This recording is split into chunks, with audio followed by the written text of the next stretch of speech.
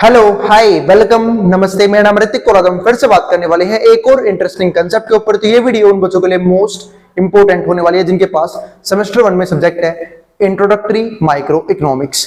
तो चलिए शुरू करते हैं आज की वीडियो। इस कंप्लीट सीरीज के नोट्स ऑलरेडी प्रिपेयर हो चुके हैं। जिन बच्चों को नोट्स परचेज करने में इस नंबर पे जाए 9667836333 यहाँ पे जाके नोट्स ले सकते हैं। नोट्स आपको दो चीजें मिलेंगी, एक तो आपको मिलेगा स्टडी मटेरियल का पीडीएफ, दूसरा इंपॉर्टेंट क्वेश्चन जिसमें आपके previous year question with answers include किए जाएंगे। तो चलिए शुरू करते हैं आज की वीडियो। तो लेसन नंबर 4 के हम बात कर चुके हैं डिमांड एंड सप्लाई, जिसके ऊपर ऑलरेडी मैं 2 वीडियोस बना चुका हूं जहां पे मैंने डिमांड को पूरी तरीके से खत्म कर लिया है। आज की वीडियो में जो बात करने वाले हैं वो करने वाले हैं सप्लाई के बारे में। तो सप्लाई क्या होता है, उस कौन कौन से फैक्टर हैं जो इसको अफेक्ट कर सकते हैं, वो सब हम डिस्कस करेंगे आज की वीडियो में। तो चलो शुरू करते हैं। सप्लाई होता क्या है? तो सिंपल सी बात है, अब तक जो डिमांड थी, डिमांड किसका पॉइंट ऑफ व्यू होता है? कंज्यूमर्स का, है ना। और कंज्यूमर कैसे रिएक्ट करते हैं डिमांड के हिसाब से? जब प्राइस कम होता है वो डिमांड को बढ़ा देते हैं, और जब प्राइस बढ़ जाता है तो डिमांड को कम कर देते हैं। यानी कि यहां पे प्राइस और डिमांड में क्या था? नेगेटिव रिलेशन था। लेकिन अब हम बात करते हैं प्राइस की सप्लाई से, यानी कि प्राइस का और सप्लाई का क्या रिलेशन होता है।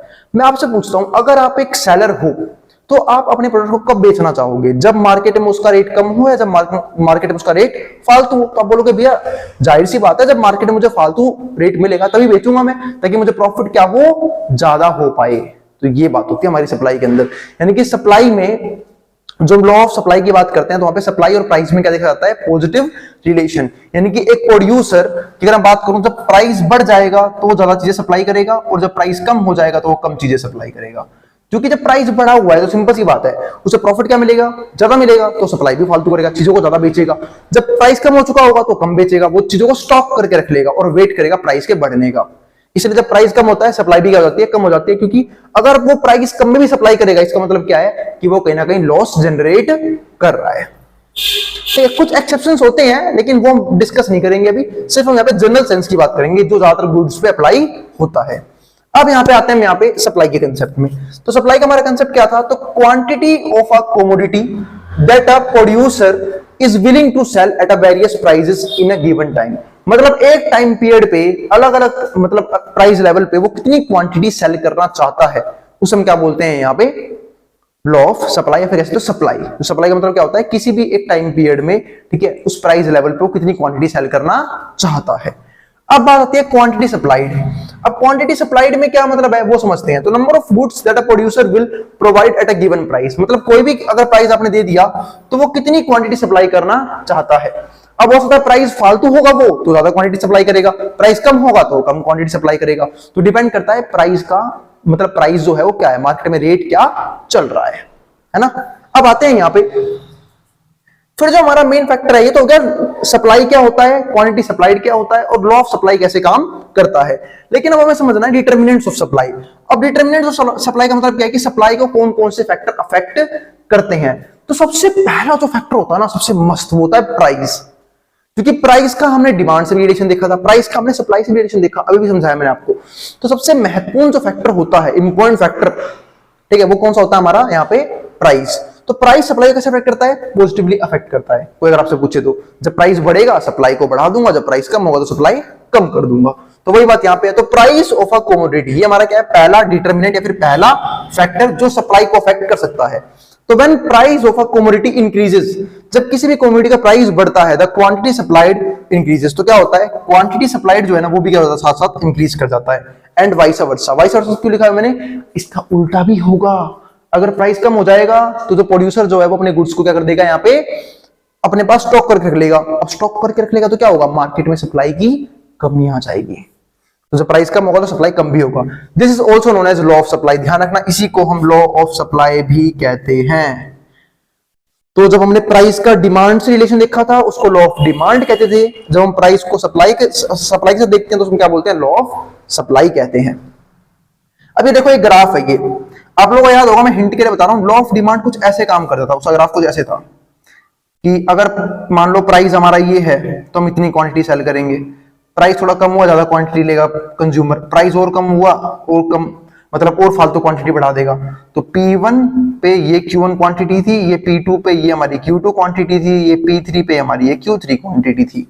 तो ये डिफरेंट क्वांटिटी है, डिफरेंट प्राइस लेवल पे। प्राइस लेवल जैसे जैसे कम हो रहा है क्वांटिटी बढ़ रही है। लेकिन ये था लॉ ऑफ डिमांड, और डिमांड का ग्राफ था ये। सप्लाई में ग्राफ ऐसे बनता है। जब हमारे पास प्राइस P1 था तो सिर्फ सेलर Q1 क्वांटिटी सेल कर रहा था। जैसे ही प्राइस P2 हो गया, सेलर ने देखा अरे वाह मस्त अपॉर्चुनिटी आ चुकी है, प्रॉफिट बढ़ सकता है मेरा, तो यहाँ पे वो Q2 क्वांटिटी सेल करता है, ज्यादा क्वांटिटी सेल करता है। जब प्राइस P3 होता है फिर वो और ज्यादा क्वांटिटी सेल करता है। फिर जब प्राइस P4 होता है वो और ज्यादा क्वांटिटी सेल करता है।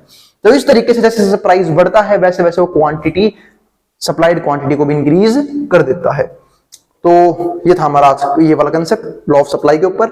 तो डिटरमिनेंट ऑफ सप्लाई में देखना, हमने प्राइस की जब बात करी ना, तो एक बात का ध्यान रखना, जब भी हम फैक्टर्स की बात करते हैं ना, तो जब भी मैं किसी एक फैक्टर की बात करता हूं तो उसके अलावा बाकी सारे फैक्टर को हम एज अ कांस्टेंट ट्रीट करते हैं। ये चीज ध्यान रखना हमेशा, ठीक है। अब आगे बढ़ते हैं। दूसरा हमारे पास जो सप्लाई को अफेक्ट करने वाला कंसेप्ट है वो है कॉस्ट ऑफ प्रोडक्शन। अब कॉस्ट ऑफ प्रोडक्शन का जिनको मतलब नहीं पता पहले वो समझ लेते हैं। कॉस्ट ऑफ प्रोडक्शन का मतलब क्या है कि एक सिंपल सी बात है, अगर कोई सेलर किसी चीज को सेल कर रहा है तो भाई उसमें से खर्चा भी आया होगा उसे बनाने में। अब उस बनाने के खर्चे को हम क्या बोलते हैं, कॉस्ट ऑफ प्रोडक्शन, यानी कि बनाने की लागत, कितने रुपए में बन रहा है वो, तो उस पर भी डिपेंड करता है कि वो कितनी क्वांटिटी सप्लाई करेगा। सपोज करो कॉस्ट ऑफ प्रोडक्शन बढ़ गया, जब कॉस्ट ऑफ प्रोडक्शन बढ़ेगा तो प्रॉफिट कम होता है, ये चीज ध्यान रखना। क्योंकि प्रॉफिट बढ़ाने के दो ही तरीके होते हैं, मैं हमेशा एक बात बोलता हूं, देखो प्रॉफिट को, अगर किसी बिजनेस को प्रॉफिट अगर बढ़ाना है तो उसके दो तरीके होते हैं। एक तरीका क्या होता है कि वो प्राइस इंक्रीज कर दे, ठीक है। दूसरा तरीका क्या होता है, कॉस्ट ऑफ प्रोडक्शन सीओपी कम कर दे। लेकिन दिक्कत क्या है, प्राइस बढ़ाया तो भाई कंज्यूमर शिफ्ट हो जाएंगे, क्योंकि मार्केट में कॉम्पिटिटर भी तो है, तो उसे कॉस्ट ऑफ प्रोडक्शन कम रखनी पड़ती है अपनी। क्योंकि जितना फालतू कॉस्ट ऑफ प्रोडक्शन होगा, जितना कम कॉस्ट ऑफ प्रोडक्शन होगा प्रॉफिट उतना ही फालतू होगा, और जितना ज्यादा कॉस्ट ऑफ प्रोडक्शन होगा प्रॉफिट उतना ही कम होगा। तो सपोज करो कॉस्ट ऑफ प्रोडक्शन ज्यादा है तो प्रॉफिट कम हो गया। अब प्रॉफिट कम हो गया तो सेलर बेवकूफ थोड़ा सेल करेगा गुड्स को, वो सेल नहीं करेगा, ठीक है, वो वहां पे सप्लाई को कम कर देगा। तो देखो यहाँ पे ये लिखा है, cost of production have a direct impact on sellers potential profit. तो जो कॉस्ट ऑफ प्रोडक्शन है ना, उसका बिल्कुल डायरेक्ट इंपैक्ट होता है किसके ऊपर, प्रॉफिट के ऊपर। Rise in cost of production और इनपुट प्राइस, अगर राइज देखा गया, राइज यानी कि बढ़ चुका है कॉस्ट ऑफ प्रोडक्शन और input price of the firm, deters them from manufacturing and hence decrease the supply. तो जो सप्लायर है ना वो गुड्स को बनाना बंद कर देता है, क्योंकि उसका खर्चा फालतू आ रहा है प्रॉफिट से। तो जब खर्चा फालतू आएगा तो उसे बनाना बंद कर देगा। अब बनाना जब बंद कर देगा तो क्या होगा, सप्लाई ऑफ गुड क्या कर जाएगी, यहाँ पे डिक्रीज कर जाएगी। तो ये चीज होती है। और अगर इसका उल्टा हो तो सोचो कॉस्ट ऑफ प्रोडक्शन क्या होता है, बढ़ने की बजाय कम हो जाए तो प्रॉफिट बढ़ेगा मेरा। जब प्रॉफिट बढ़ेगा तो मैं जितनी ज्यादा गुड्स को है वो बनाने की कोशिश करूंगा और मार्केट में सेल करने की पूरी कोशिश करूंगा, ताकि ज्यादा से ज्यादा प्रॉफिट जनरेट कर सकूं, कमा सकूं। क्योंकि गलत कुछ भी नहीं है, कंज्यूमर अपने प्रॉफिट की सोचता है, प्रोड्यूसर अपने प्रॉफिट की सोचता है। कंज्यूमर का प्रॉफिट हमने देख लिया था प्रीवियस वीडियोस में, अब हम देख रहे हैं प्रोड्यूसर कैसे कैसे प्रॉफिट जनरेट कर सकता है और कैसे कैसे सप्लाई को बढ़ाता है। तो यहां पे देखो, तो ये हमारा है सप्लाई में लेफ्टवर्ड शिफ्ट। क्या शिफ्ट आया सप्लाई में, लेफ्टवर्ड शिफ्ट। सपोज करो मैं अगर प्राइस को कांस्टेंट रखूं, देखो ये रहा, ये प्राइस को कांस्टेंट रखा मैंने, तो जब प्राइस ये था, कॉस्ट ऑफ प्रोडक्शन क्या थी हमारी, ज्यादा आई तो इतनी क्वांटिटी सेल की गई सिर्फ, और जब कॉस्ट ऑफ प्रोडक्शन कम थी तो इतनी सेल की गई। मतलब यहाँ पे हमें लेफ्टवर्ड शिफ्ट देखने को मिलता है अगर कॉस्ट ऑफ प्रोडक्शन बढ़ रहा है तो। इसी को आप राइटवर्ड शिफ्ट कह सकते हो, अगर कॉस्ट ऑफ प्रोडक्शन कम आए तो, सोचो कॉस्ट ऑफ प्रोडक्शन कम आ गई तो इतनी क्वांटिटी सेल की जाएगी, तो हमारा हो जाएगा राइटवर्ड शिफ्ट। लेफ्टवर्ड शिफ्ट कब होगा, ध्यान रखना, लेफ्टवर्ड शिफ्ट से होगा जब कॉस्ट ऑफ प्रोडक्शन क्या है, ज्यादा है, और राइटवर्ड शिफ्ट कब आएगा, जब कॉस्ट ऑफ प्रोडक्शन कम है। ये चीज ध्यान रखना। इसके बाद जो हमारा पॉइंट अगला वो है तीसरा, तो इसको मैं फर्स्ट दिखा दिया था मैंने। थर्ड देखते हैं, थर्ड हमारा क्या है, टेक्नोलॉजिकल अपग्रेडेशन। टेक्नोलॉजिकल अपग्रेडेशन का मतलब क्या है कि आपने टेक्नोलॉजी एडवांस कर दी, अब आप एडवांस लेवल की टेक्नोलॉजी यूज कर रहे हो, कुछ यूनिक लेके आए हो बाकी मार्केट से। जब टेक्नोलॉजी को एडवांस करोगे तो सिंपल सी बात है, कॉस्ट ऑफ प्रोडक्शन कम होगी, क्योंकि आप एफिशिएंट तरीके से क्या कर पा रहे हो, प्रोडक्ट को बना पा रहे हो। एक तो एफिशिएंट तरीके से प्रोडक्ट बना पा रहे हो और ज्यादा क्वांटिटी में प्रोडक्ट को बना पा रहे हो, तो क्या करोगे, मार्केट में आप सप्लाई बढ़ा दोगे। क्योंकि सोचो कहीं वही गुड्स जो है वो हाथों से बन रहे हैं तो टाइम ज्यादा लगेगा, और कहीं आपने एडवांस टेक्नोलॉजी यूज करी तो वो गुड्स क्या हो जाएंगे, फटाफट बन जाएंगे। और जब गुड्स फटाफट बनेंगे तो सिंपल सी बात है, वहां पे क्या होगा, आप सप्लाई को बढ़ा दोगे मार्केट के अंदर, ताकि आप प्रॉफिट को ज्यादा अर्न कर सको।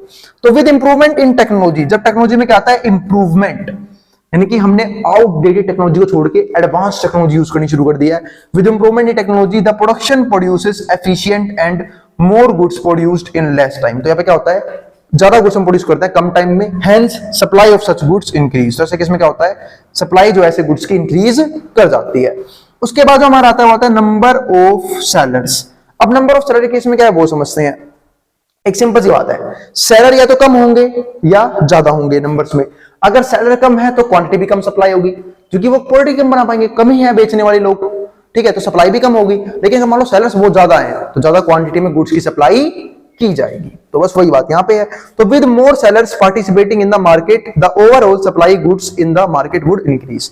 तो अगर हम लोग सेलर ज्यादा है तो देखो कि कैसे शिफ्ट आएगा, राइटवर्ड शिफ्ट, यानी कि जब भी सप्लाई बढ़ती है तो राइटवर्ड शिफ्ट, और जब भी सप्लाई कम होती है तो लेफ्टवर्ड शिफ्ट। और टेक्नोलॉजी अगर अपग्रेड हो गई तो राइटवर्ड शिफ्ट, और अगर आउटडेटेड टेक्नोलॉजी हो चुकी है तो क्या हो जाएगा सप्लाई में, लेफ्टवर्ड शिफ्ट। तो ये था हमारा आज का वीडियो जहां पे मैं डिस्कस किया एक तो सप्लाई को और उससे कुछ डिटर्मिनेंट्स को, और उम्मीद है आपको आज का सारा कंसेप्ट समझ में आ गया होगा। और इस कंप्लीट चैप्टर का जो भी कंटेंट है वो मेरी वेबसाइट पे भी अपलोड हो चुका है, जिसको वो देखना है वहां पे जाए। जैसे कि कई बच्चों को बीच में प्रॉब्लम आ रही थी मेरी राइटिंग को लेके कि सर राइटिंग, अब तो मैंने सब इंप्रूव करने की कोशिश करी है, लेकिन फिर भी अभी भी दिक्कत है, तो कोई दिक्कत नहीं है। अब जो भी स्क्रिप्ट राइटिंग होती है ना उसका जो है कंटेंट, जो मतलब अब जो भी वीडियोस बन रही है चैप्टर वाइज या फिर वीडियो वाइज, उसके इंपॉर्टेंट क्वेश्चंस, ठीक है, वो मेरी वेबसाइट पे अपलोड हो जाएंगे। उसके अलावा कुछ नहीं करना, चैनल के डिस्क्रिप्शन में जाना, वहां पर लिंक मिलेगा आपको डायरेक्टली उस पेज का जहां पे इस चैप्टर का कंटेंट होगा या फिर इस वीडियो का कंटेंट होगा, वहां पे क्लिक करना, आपको क्वेश्चन आंसर मिल जाएंगे, ठीक है, उस वीडियो से रिलेटेड या फिर उस चैप्टर से रिलेटेड, वो कर लेना, विद आंसर्स मिलेंगे, ताकि आपको एग्जाम में पता लग जाए कि आपको कैसे क्वेश्चन के आंसर्स को अटेम्प्ट करना होता है और क्या क्या चीज शो करनी होती है। अब जिसको ऐसे जो उतारना उतार सकता है, मैं हूं बोर्ड के सामने से। और हाँ भाई, अगर वीडियो पसंद आए तो वीडियो को लाइक किए बिना मत जाना और चैनल को सब्सक्राइब भी कर देना ऐसी वीडियोस के लिए। अब जिसको जो यहां से उतारना उतार सकता है, मैं हूं बोर्ड के सामने से।